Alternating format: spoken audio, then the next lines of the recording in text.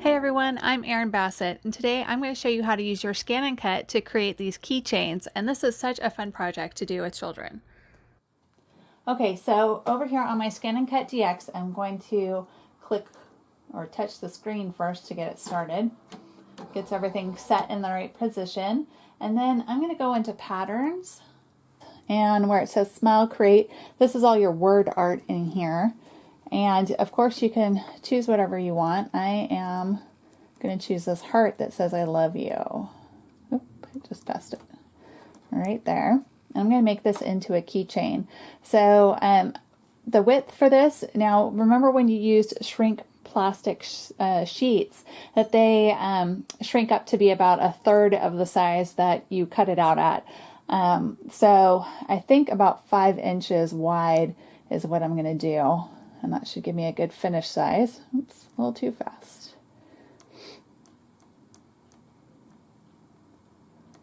Okay, so 5 inches set.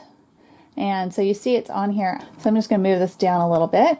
Okay, so then click OK. OK. And we're going to select Draw. So now I need to get my universal pen holder. Okay, so this is the universal pen holder. This piece will help you make your adjustments, make sure your pen's in correctly, and then this is the actual pen holder. So you put those two together, then uncap your pen, and you can stick your pen in, and you want it to sit right down there at the bottom. You can always put a little piece of paper in there if you don't want to mark up your device. And then this little lever you're going to pull up, twist over as far as it can go, and then down. So it even gives you that little picture on there in case you forget. So now it's in the correct position. I'm going to take it out of there. Pop out my cutting blade and put in my holder, my pen holder. Make sure it's in there all the way, and then go ahead and close the little door. And now we can put our shrink plastic, which I'm using a white piece, and I'm going to put that on my cutting mat.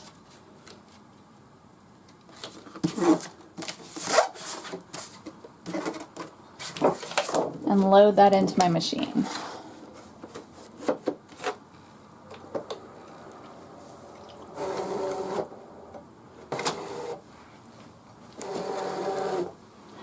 Now my cutting mat is a pretty well used one, so I'm just going to take some washi tape and tape this down so it doesn't move. And that's a good way to just preserve your mat if you need to get a little bit more life out of it, or you're like me today where you're just too lazy to clean it off to make it stick better. So I'm just going to put some on these sides over here.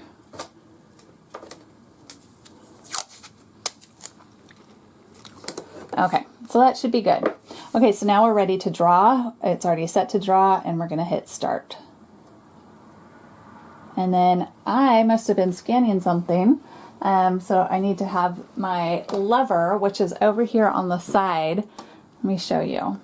So your lever is over here on the side, so I'm at a 1 and it wants me to put it at 2. So anytime you need to use this, it will always tell you on your screen, and it'll remind you to put it back the next time you use it and it's not in the correct spot. Okay, so now we're ready to press OK and start.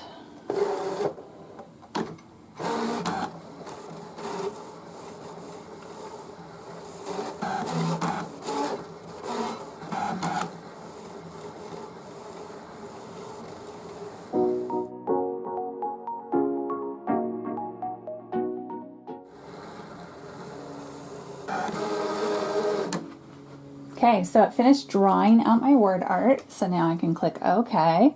And now I want to change out this part, put my lid back on my pen, and to get it out of there, you just do the reverse. Lift, twist, and pull. Okay, so now we want to go ahead and cut this out. So I'm just going to hit that home button. Okay. And I'm going to scan and do a direct cut for my machine. And so I can put my blade in now or just wait till I'm ready to cut, but just so it's in there, we'll do that. I'm going to hit start, and see, now it's telling me I need to move that lever back up. So again, I'm going to go on my side or back down. position 1. So I went ahead and changed it, and now I can hit start.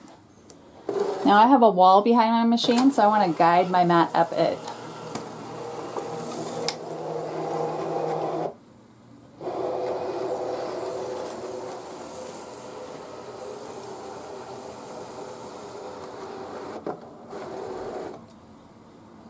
Okay, so it's all cut or scanned on there. I can click OK. And now you see, let me take you closer. Okay, so on here, you can see that Y, it's open, and it's I need to be able to close that. So I'm going to go over to my mat. Okay, so I'm going to take my pen and just close off right here where it's open. Okay, so I'm just going to close this part off by finishing that line right there. And so now when I scan it, it'll scan correctly. Okay, so let's go back. I want to delete everything, and I'm going to do a direct cut again. Okay, so now let's do that scan one more time.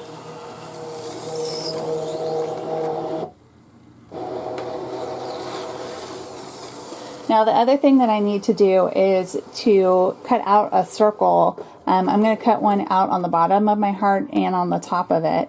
You can use a hole punch after it's already cut out. I think I'm going to do that, but you can also add just a circle right there and right there. So now let's scan, we click OK. So our screen, it looks perfect. We need to, see, it picks up every little mark that you have on there. So we just need to crop that out. And I'm just going to come right up to here. And I don't think it got that tape over on the side. There we go. And preview. Looks perfect, so I'll click OK. And now if I want a border around that, I'm just going to click this outline, and I can change it to be whatever I want. So that looks good to me. I'm going to click OK. OK. And so that'll give me a nice little border around my heart. So now I'm going to select Cut and Start.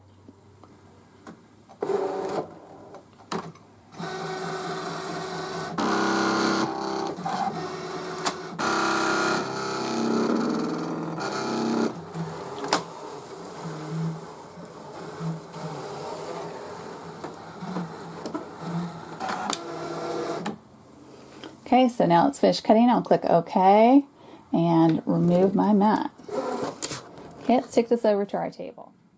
Okay, so I'm going to go ahead and take this off of here.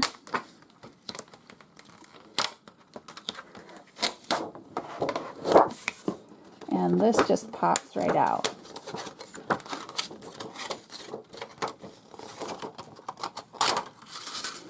Okay, so now we have our piece that is ready to be punched and colored.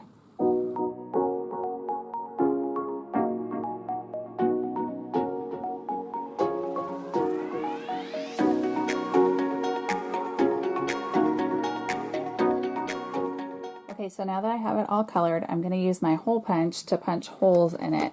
And remember, these will shrink up to be about 1/3 of the size. So you want to make sure that it's big enough where when it shrinks up, you can still fit, you know, a little wire or string through it.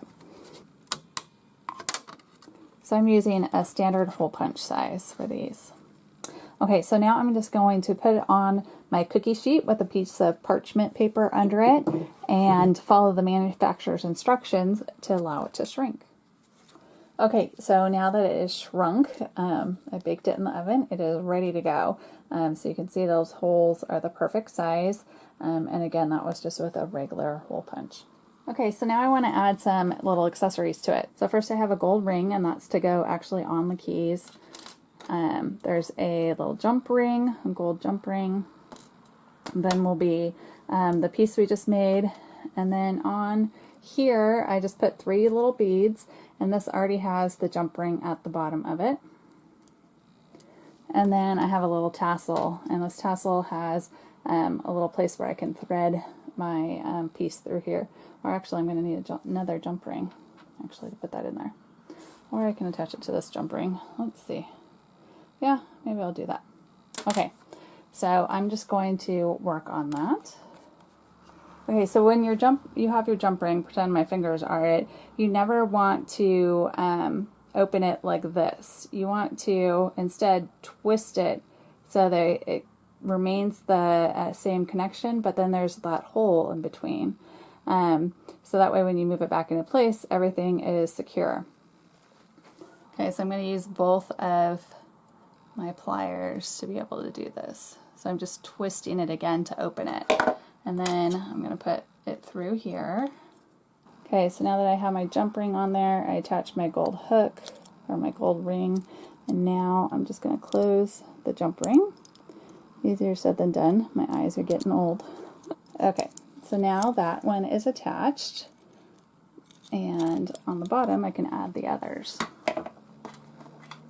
So for this, I'm just going to thread that through. And I like the way it looks. And you just kind of twist it on there. Okay, so now I have this attached, and I just threaded it through and then twisted my wire around it to get it on there. And now this jump ring that's attached to the end of the wire, same thing. We're just going to twist it out of the way. Okay, and now thread that one onto this open jump ring. Okay, so here is my finished keychain.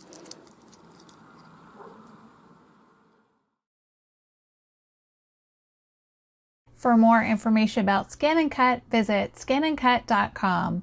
And for more ideas and inspiration, visit erinbassett.com.